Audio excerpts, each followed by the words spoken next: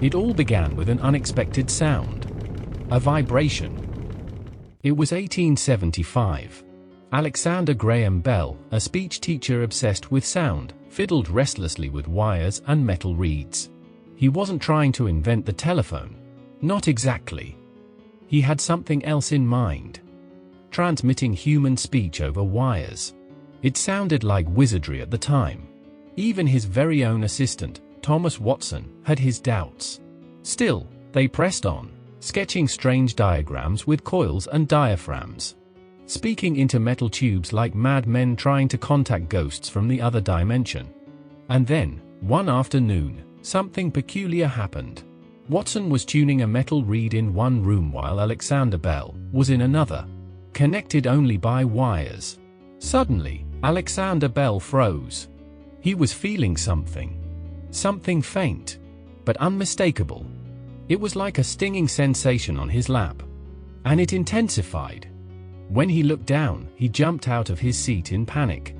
He had accidentally spilled acid during the experiment. It was burning through his trouser.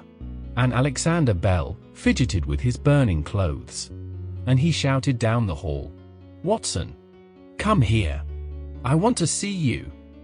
And Watson heard his voice, not just in the air, but also coming from the wires. He couldn't believe it. They had just made history. Sound had been transmitted through a wire.